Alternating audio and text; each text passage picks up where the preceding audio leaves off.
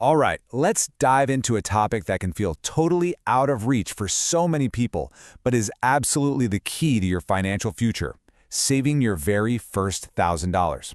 We're going to walk through a simple, step-by-step method that, trust me, actually works.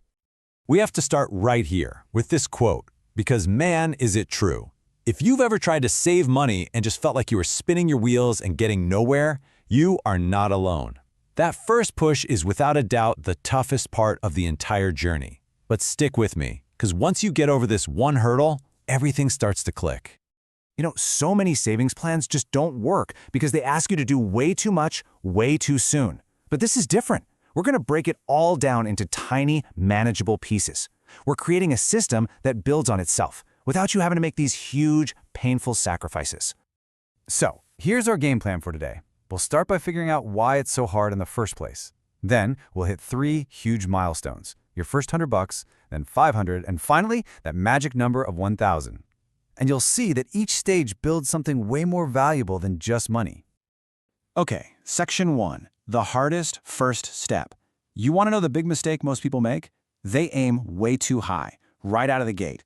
They try to stash away this giant chunk of their paycheck, feel like they can't buy anything, and then they just give up.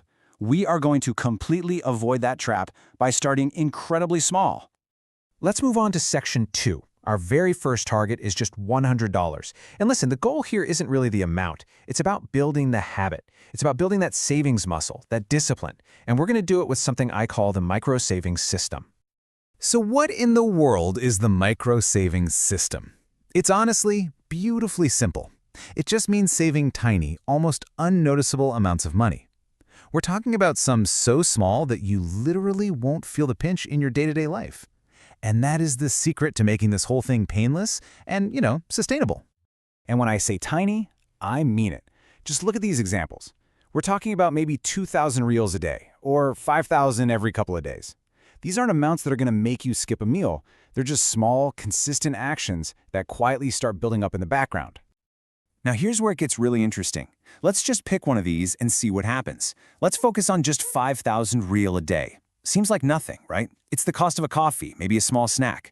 But you're about to see what happens when you just commit to that one little thing. And boom. This shows you the incredible power of just being consistent.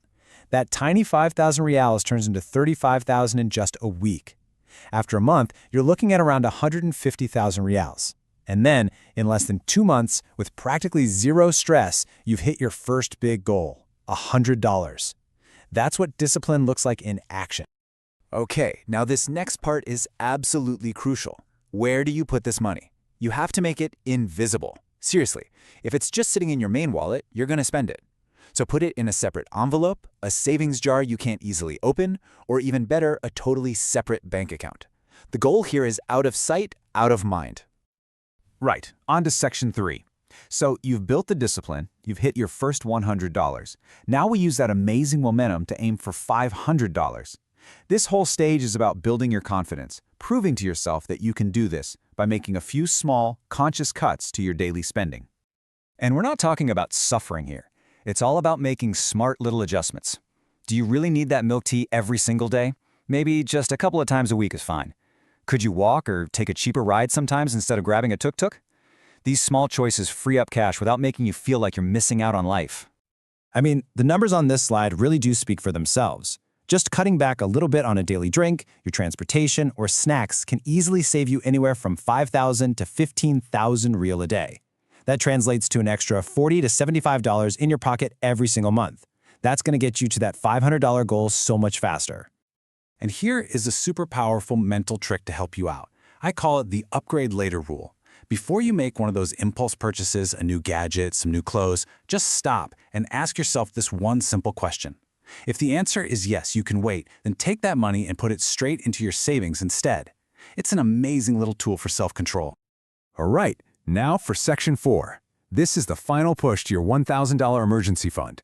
And let's be clear, this isn't just a number. This is your first real layer of financial armor. It's the money that protects you when life, throws you a curveball.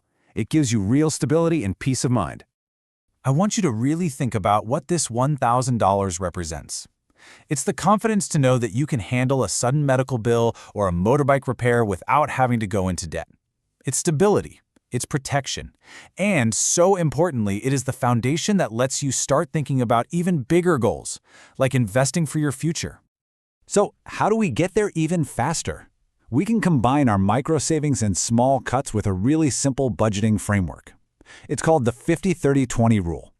Basically, 50% of your income goes to your needs, 30% for your wants, and that highlighted 20%, that goes straight into your emergency fund to really accelerate your progress.